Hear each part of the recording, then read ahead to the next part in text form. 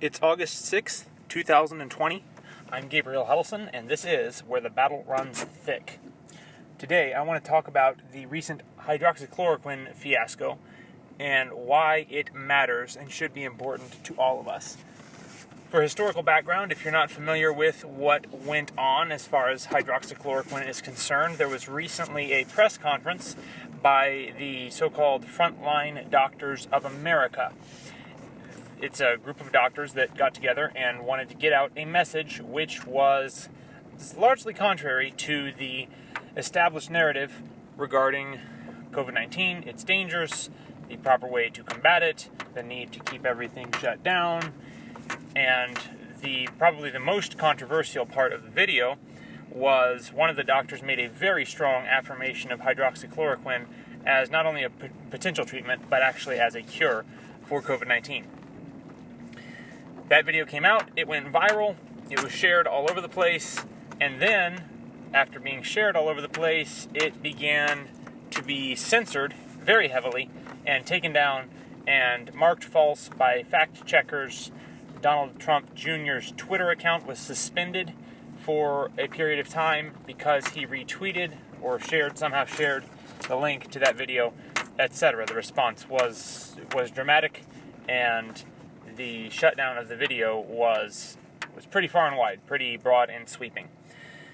So, I am not here as a doctor, as a medical professional, or even as someone who has spent a lot of time studying medical data. I am not here today to make a medical argument, really. I'm not here to contend one way or the other for the benefits of hydroxychloroquine, at least as far as studies and effectiveness and so on are concerned. I want to approach this issue from a worldview standpoint based on biblical principle, and I hope to convince you, to show you why I believe that it is a very, very big deal, why it really does matter and is worth paying attention to. First point that I would like to bring up is the concept of information gatekeepers. For the vast majority of human history, the spread of information has been limited, and in recent times that limit has been lifted only primarily through mainstream channels. So in recent years, if you wanted the story to go nationwide, it needed to be featured in a nationwide newspaper, it needed to be on a major TV station or a major radio station. Those were the gatekeepers of information. If you didn't get your story there, then it wouldn't get heard on the other side of the country. The internet changed all of that. Now we have a situation where the gates remain up, but the walls are down. Information can freely flow around the primary news sources, and now somebody in Texas can make a YouTube video of his cat, and a blue check on Twitter who lives in Tokyo can retweet that, and then the next day it can be on BBC News. So the spread of information has been heavily decentralized. That's not a problem as far as information and truth goes. It's not a problem if you're telling the truth, because the truth has nothing to fear. The truth is not afraid of the light. You're not afraid of being found out if by being found out that means they're going to realize that what you said was actually the truth.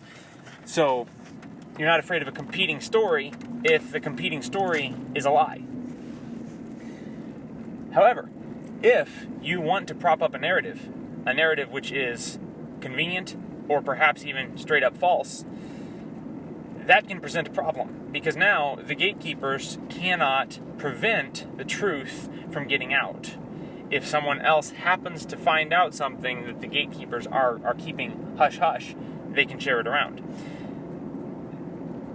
I'm going to paraphrase something that Jesus said, but in Scripture, Jesus says that those who do evil hate the light. They don't come to the light because their deeds will be exposed. They love the darkness. They like to keep their deeds hidden because what they're doing is evil.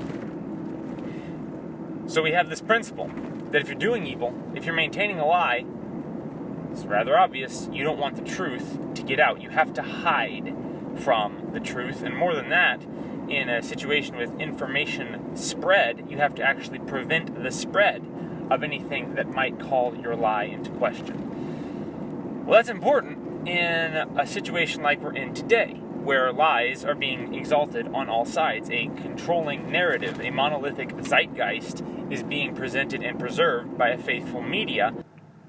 But it's awful difficult to maintain that zeitgeist when people are able to go on Facebook and post contradicting information. So we're seeing the raising up of new gatekeepers. Now, the response may come back, well, how can you be against, they're a private company. You don't believe the government should regulate private companies, do you? And of course, I am very much in favor of individual liberty and the liberty of private companies to operate however they want, obviously, to a point. So why am I against this? Well, it's similar to the mask issue. In the case of masks, as well as in the case of censorship of information about hydroxychloroquine, in both cases, you have private companies acting in concert because they're being placed under focused political pressure. This is not like a mom and pop shop down the street saying, hey, on Tuesdays, we're only going to serve you our sandwich if you're wearing a red shirt and you recite the national anthem. Okay? They can do that, and you can think that's weird or cool or whatever. That's their right. They can do that because it's their shop. That's different, however, than the government applying pressure to a bunch of different businesses and whether it's brick and mortar businesses for things like masks, or whether it's tech companies for the spread of information, that's a whole new ballgame. And that's why I take a stand here on both on masks, and I am very concerned with the censorship issue, even though I am still a big-time supporter of the liberty of private companies to operate in general however they like I said, to a point. Okay, so the response comes back, yes, but private companies aren't required to help you lie. Okay, that's what one of my frequent internet sparring partners has said. Quite right. However, private companies are also not required to help you tell the truth. And that is the big issue here. When we allow for this kind of setup to come into being, guess who gets to decide what's a lie and what's the truth? The gatekeepers. They're the ones who get to determine what information is going to come in and what information is going to go out and what information is going to get buried or marked as false or deemed a violation of their privacy policies or sharing policies or terms of agreement or whatever else. That's why this is such a big deal.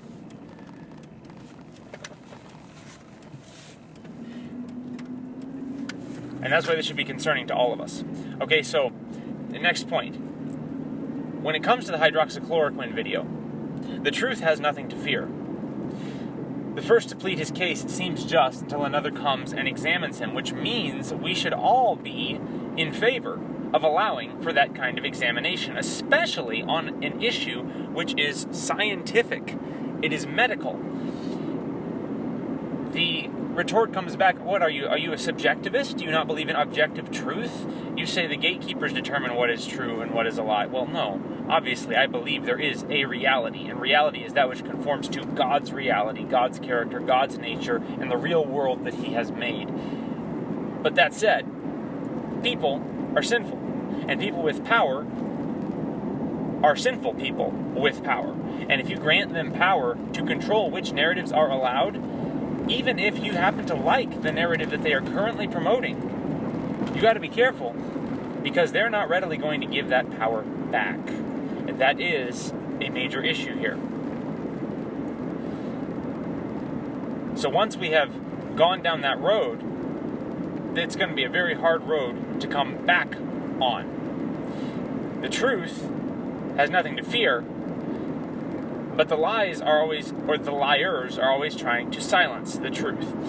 So when it comes to the hydroxychloroquine video, in itself, the arguments put forth by the doctors in the hydroxychloroquine video, a couple observations. Number one, if the things said in that video were false, would that justify the treatment of the video? the mass censorship of the video? I would say absolutely not. Even if we grant that everything in the video was false, it's still, this is a medical and scientific issue. Since when is medical science afraid of alternative theories? Afraid of comparing evidence? Afraid of looking at all sides and hearing from everyone at the table? That's a bad way to do science. Furthermore, if it's all false, what is the harm? They advocated in the video things like letting kids go back to school, which statistically, from my very limited understanding, is not anywhere near crazy. Like or dislike the idea, it's certainly an idea that should be considered. I don't want the kids to go back to school, but that's because I'm against government schooling, not because I have any concerns about COVID. But that said, they advocate the use of hydroxychloroquine, which is a drug that has been in use for years. It's known to be safe. There are safe regimens for taking it. So it's not like they're advocating arsenic pills. They advocate no need for some of them, no need for masks or social distancing. Okay? Which is that just an absolutely terrible thing? There are European countries where people aren't wearing masks. This disease has a 99% plus survival rate. So is any of this just insane, just off the table, just ridiculous quackery? Absolutely not. Certainly nothing that deserves to be shut down unilaterally. Okay? Next, though, like I said, I'm not a doctor, I'm not making a medical argument. However, from a worldview standpoint, I am inclined to believe what these doctors in this video say. Why? Because if what they said was not true, then there would be no real reason to be so afraid of it. And as this returns to what I was saying previously. What is the harm? What is the harm in letting American doctors prescribe a drug that has been known to be safe for years? What is the harm in allowing Americans the free choice to take a drug that has been known to be safe and in use for years? What's the big deal? Why can't we just allow for personal responsibility, allow people to try it for themselves, and see what happens? Why does it need to be shut down? There's no good reason. This should be a personal liberty issue.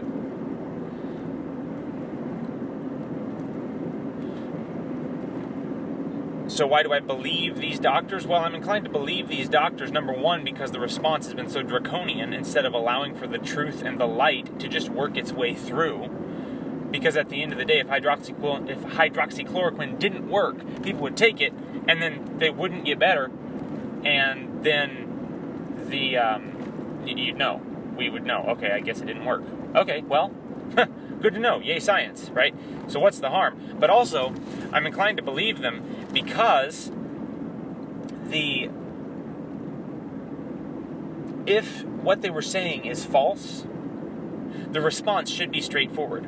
If they're a bunch of quacks spouting nonsense, it should not be that hard to make a video responding to their nonsense and saying, look, they cited Study X. Study X was false. Here's the link. Here's how Study X was proven to be false. They claimed that they had these certifications, but look right here on this list of this year's graduates from X medical university. They're not listed. It was a lie. Go through and give me some poke holes in what they said. Show me how what they said was wrong. But we don't see that. All we see are convenient dismissals, editorializing, condescension, and ad hominem attacks. That's not a scientific response.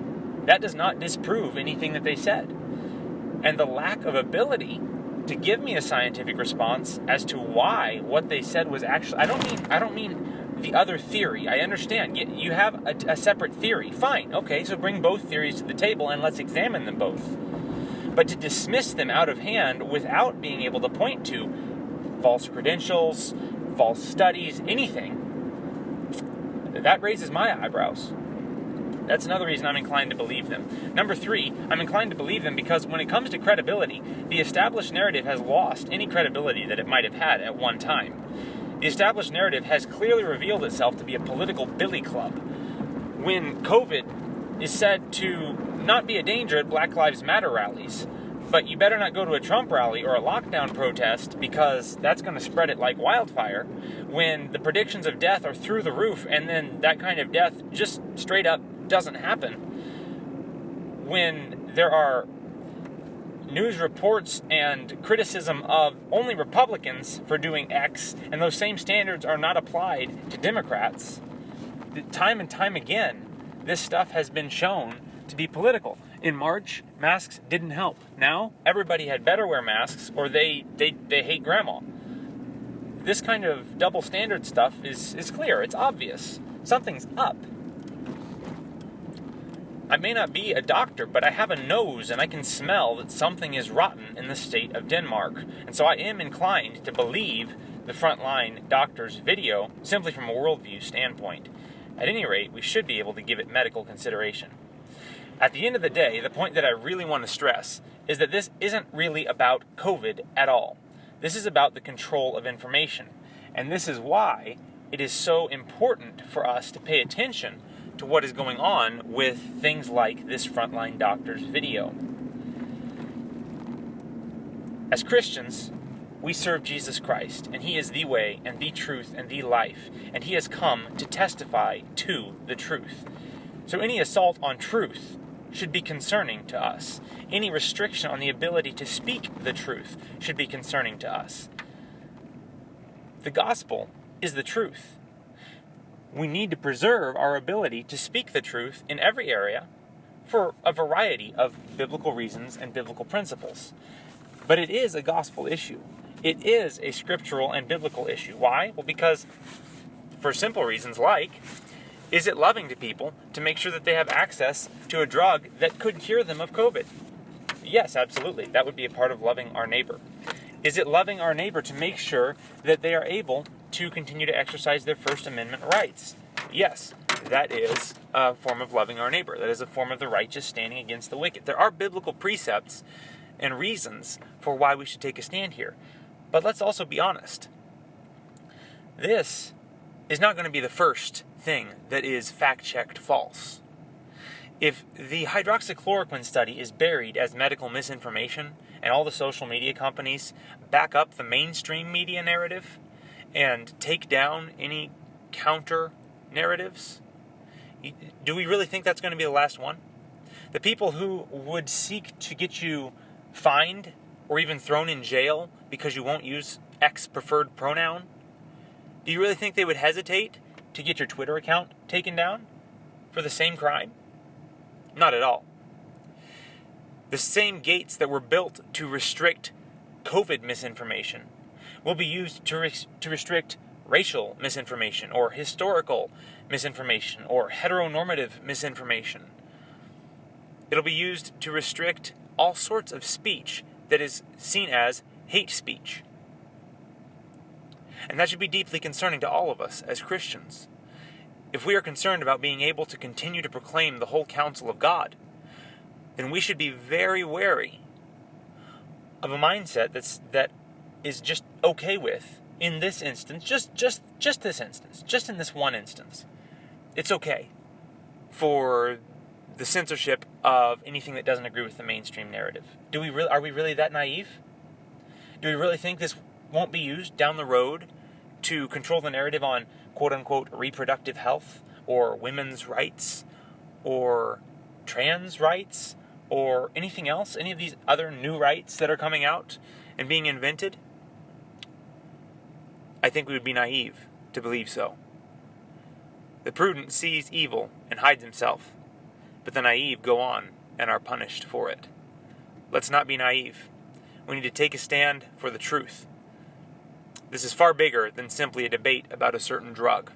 This ultimately runs down to the very core of being able to speak the truth, which we should do in love, but we cannot compromise on the truth.